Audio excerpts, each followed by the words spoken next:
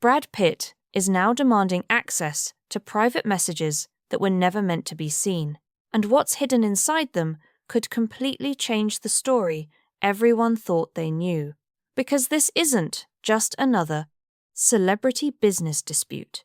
Behind the headlines about a French winery lies something far more complicated, a deal that allegedly went against a private agreement, a mysterious figure refusing to cooperate, and a trail of conversations that Pitt's legal team believes could expose what really happened behind closed doors. And here's where it gets even more intense. The person at the center of these messages isn't just some random executive.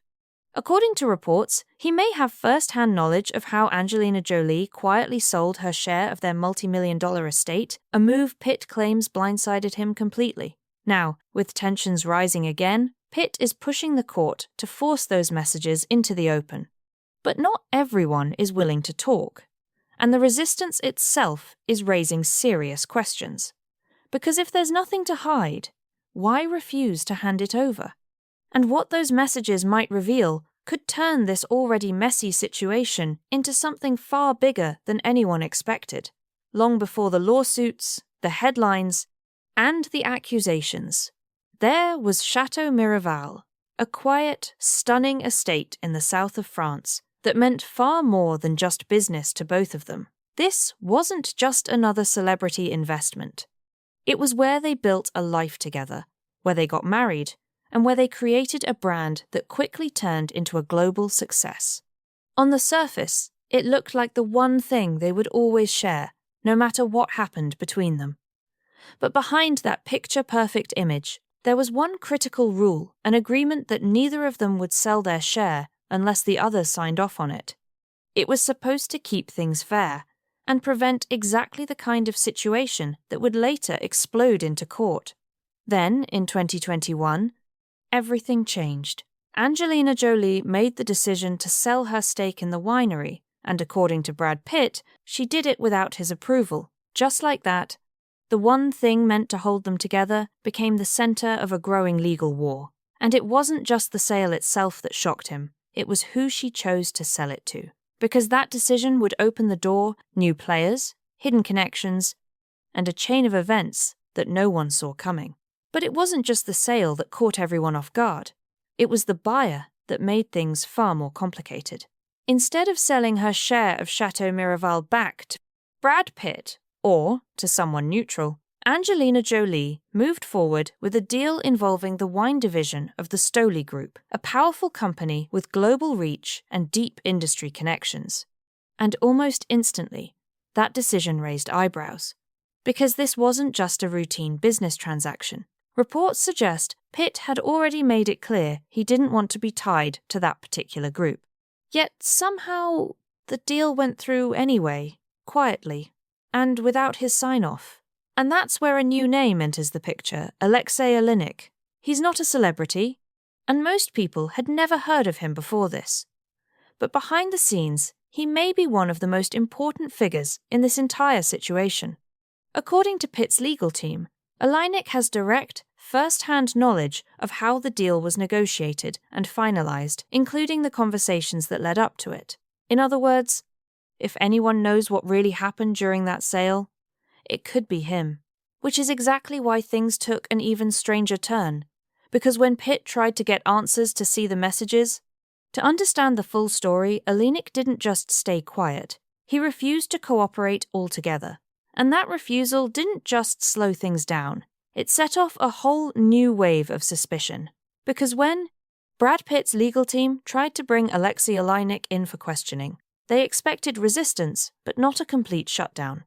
According to the filings, he hasn't just declined to testify, he's also refused to hand over any of the private communications tied to the deal. No messages, no emails, nothing. His reasoning?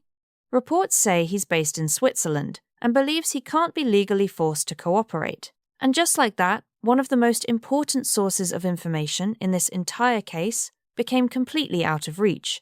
But here's where it gets interesting. Pitt's team isn't backing off.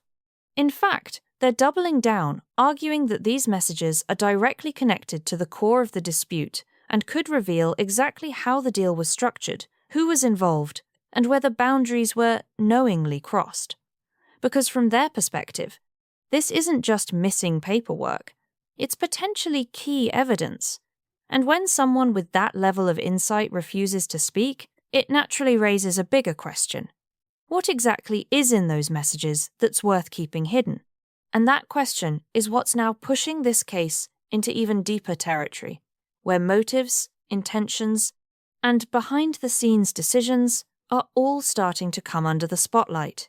And this is where things take a sharper turn, because it's no longer just about who sold what, it's about why it happened in the first place. In the latest filings, Brad Pitt's team is pointing to something much deeper than a broken agreement. They're suggesting that Angelina Jolie didn't just go through with the sale. She may have done it knowing exactly how it would affect him. According to the claims, she moved forward with a partner he strongly opposed and did it anyway. That word starts to appear more and more in the case. Intention.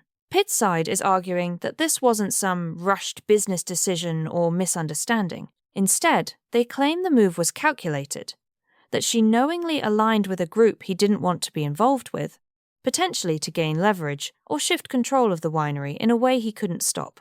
Now, whether that's actually true is still up for debate. But the argument itself changes everything. Because if this was intentional, then the situation isn't just a disagreement over a contract, it becomes something far more personal. At the same time, there's been growing buzz online, with some speculating that the choice of buyer wasn't random at all. Rumors suggest there may have been strategic reasons behind it, though nothing has been officially confirmed. Still, the timing, the partner, and the fallout have only fueled more questions.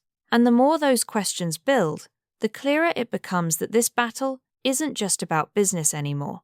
It's about control, decisions made behind closed doors, and whether one move set off a chain reaction that neither side can take back. But just when it starts to look like the pressure is all on one side, Angelina Jolie fires back. Her response completely shifts the tone of this battle.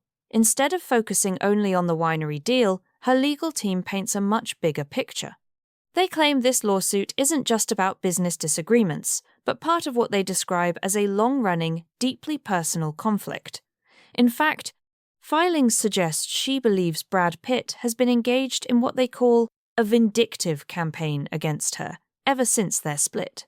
And then comes the part that really turns heads. At the center of her argument is a controversial non-disclosure agreement, something she reportedly refused to sign.